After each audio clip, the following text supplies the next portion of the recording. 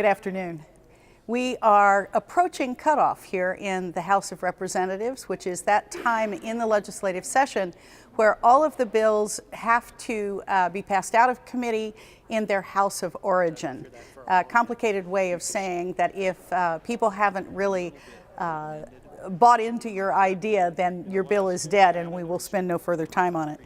I serve on the Technology, Energy and Communications Committee, the Transportation Committee, and the Judiciary Committee. So the bills that I am working on are largely centered on those topics. I've got a couple this year that I want to tell you about because they are going into somewhat uncharted but important waters.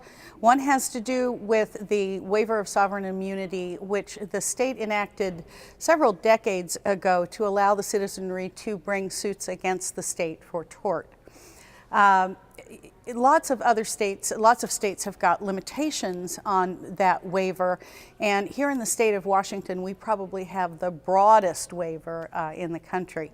What this means is that the state, the cities, the counties are more amenable to lawsuits than in other states.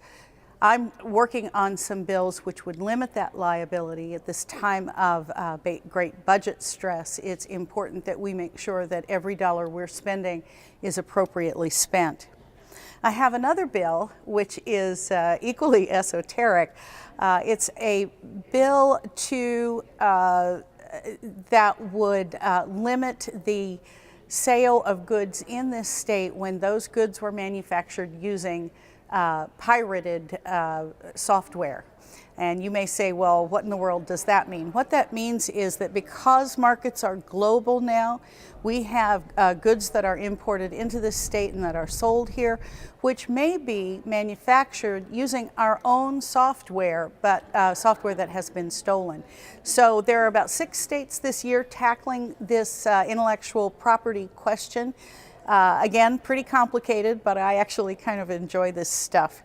In the meantime, budget negotiations go on behind the scenes between both the House and the Senate, and in conjunction with the governor, attempting to close that huge gap between revenue and anticipated expenditures.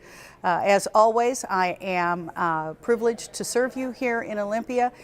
Any questions or comments, please send to the information that's scrolling around the bottom of your screen right now. Have a good week.